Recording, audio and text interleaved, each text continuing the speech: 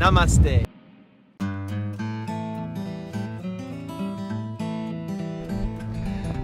Hi, this is Abhiram, and I am with Sound Space Yoga. Sound Space Yoga is for everybody here on Kauai, for all of the beautiful people who reside on Kauai, and for visitors to the island. So we're going to be sharing with a beautiful person here on the island, Peggy. She's been doing yoga with me for several months, and she herself is an avid practitioner of yoga. It's very simple and a very beautiful practice that she shares to bring a balance into her life, to bring improvement into her health and her well-being. Hi, this is Amina from Sound Space Yoga, and I'm right here sitting in this beautiful place called Arboretum. It's a special place for local Hawaiians. There's a beautiful river flowing there, and there's a back wall, but a spot on earth it's called. And with me today is a dear friend, Peggy, and she's going to tell us a little bit about herself and why she's in Kauai, and then about her practices. Well, I'm so delighted to be here in this gorgeous place. And if I once in a while do this, it's because there are mosquitoes. It's the only downside. My name is Peggy Price. I'm here on Kauai for 6 months with my husband. We had a long time dream to come over here for an extended period of time and really experience the islands. I lived in the islands years ago on the Big Island, but we're back. And our home is in California, but it really looks more and more like our home will be Kauai very soon. I've been studying yoga on and off since about 2004, 2003, and have taken mostly gentle hatha yoga classes. Several years ago, I had some severe back pain, and the first thing I did was go to a chiropractor who told me to stop taking yoga, which I did, and he gave me some exercises, but nothing was helping. So I went to the doctor, and the doctor did an MRI, and it turned out I had 3 very serious things all in the same location in my back, lower back: arthritis, scoliosis, and a bulging disc. So it was obviously painful. And the doctor wanted to put me on medication, and I didn't want to do that because I'm very leery of pain pills. And so I said, I'd much rather try some other things first. So the first thing she did was send me to physical therapy. And I chose on my own to start losing weight because I had been heavy. And the physical therapist, after 3 sessions, said, I think you ought to go back to your yoga classes. So within a very short period of time, maybe 6 months, I had no more pain. And it was simply from doing the very simple techniques of gentle yoga. I wasn't doing anything very advanced, but just the practice and the breathing and the fact that yoga itself is so meditative and relaxing, and because the postures really truly put your body back in alignment, I have not needed pain medication other than an occasional, ibuprofen, but that's it. And normally those kinds of conditions can sometimes lead to surgery. But I really am a devotee now of staying steadily practicing yoga. Wow. So how many times do you practice?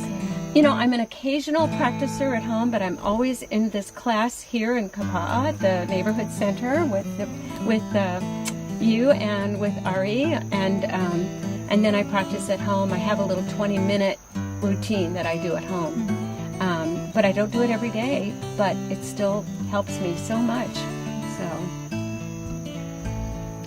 thank you, Peggy, for sharing your intimate personal details. Hopefully that's motivating for our viewers, our friends, our Hana in Kauai, and move towards more self-care and also move into practicing yoga.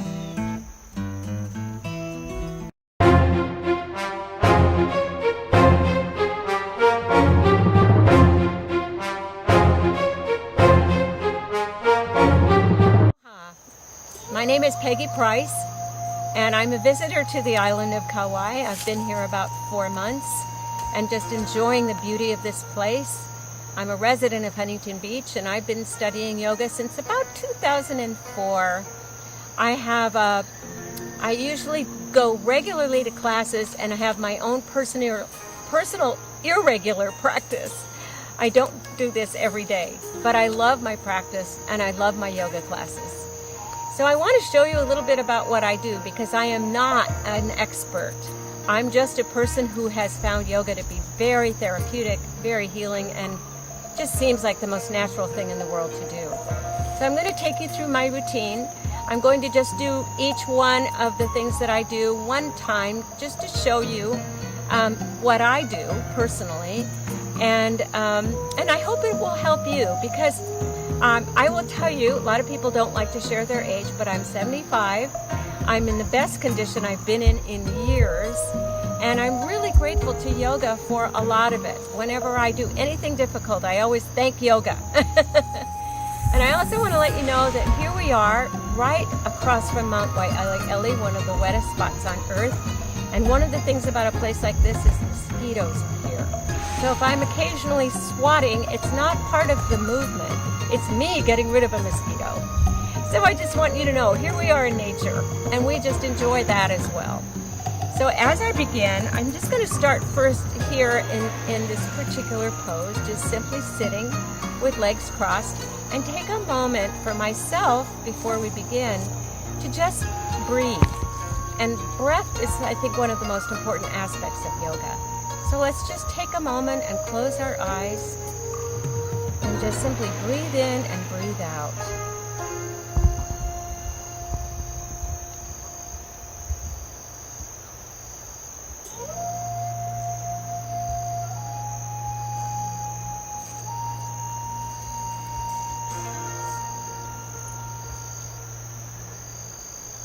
Now, I normally start my practice on my back, and I do something that is called Vipassana, which is also known, not because it's morbid, but simply known as corpse pose. And I have this little microphone back here, so, okay. And we just simply lie on our back, palms up, feet just relaxed, and just let them fall to the side. And again, just begin to focus on the breath. And what I like to do when I'm here is to do some breathing that allows me to do what is called yogic breathing, which is to breathe first into the belly, and then into the chest or diaphragm, and then all the way up to the top of the chest. So I'm just going to do a couple of good deep breaths to show you what that is.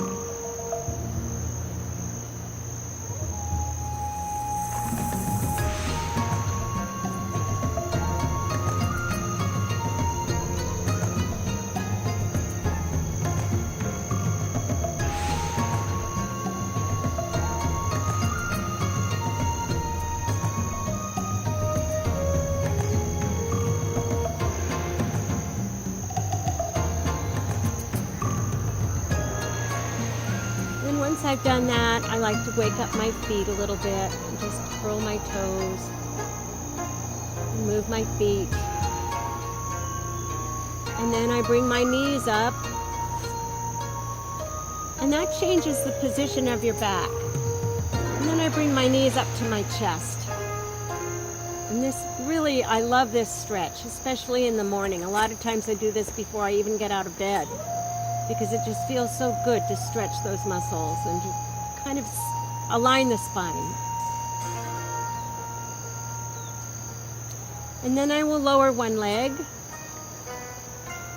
and I will raise the other, and just do a few stretches. And when I do this, I stretch so that I turn my foot flat, as though I could put it flat against the ceiling. And I hold it there for a few minutes. And then I bring that back down, and I do the same thing on the other side. And just stretch those hamstrings and turn that foot back so that it just gives you another good stretch. And I can bring this leg down. Also, to help build that core, it's good to take your leg and just raise it up. And then slowly let it come back down to the mat.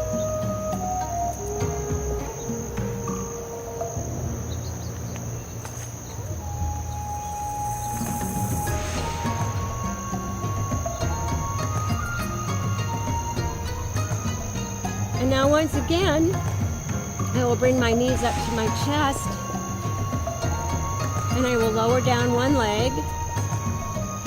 And this is where we begin to flex the spine a little more, and I will pull that leg over to the side and put my arm out and my head in this direction and do a spinal twist. And this is also so good for flexibility. And I will hold that for 4 breaths.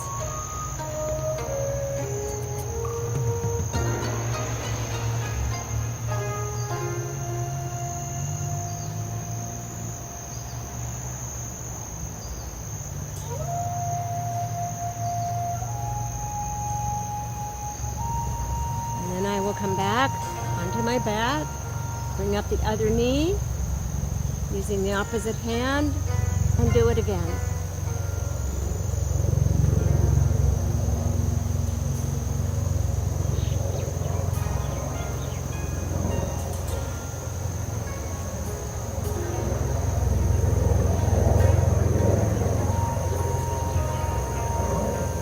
Normally, I would repeat all the things that I've shown you so far, but for the sake of this video, we're not going to do that. So then the next thing I will do is bring myself back up, and you can do that a number of different ways. I just like to push myself up, and then I will get on my knees. Which way should I go? This way. And this is called table pose, because you're making a table with your back, and try to make it as straight as possible. And then again, to get more flexibility into the back, we do what's called cat-cow, where we arch the back like a cat, and then we bring our back, curve it back again, and raise our head like a cow with a sway back. And as we do this, we also breathe out and breathe in. I'm sorry, I think I'm doing the opposite. Breathe in and breathe out. I had it backwards.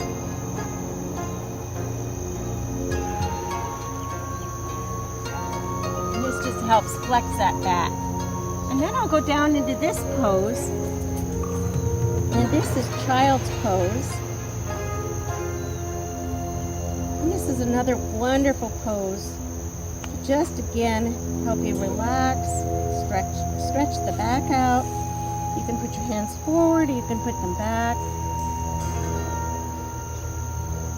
But what you want to do is to just really relax into that pose. Then I will go from that to standing. And we do just simply standing in what's known as mountain pose. And I like to hold my hands this way over my heart. Sometimes this is called heart. Sometimes this is called prayer pose. And then I do a series of movements here as well. But first I reach my hands up, up, and stretch. Try to reach as high as I possibly can. And then I bring my arms down, and as I do, I move down to what is called forward fold.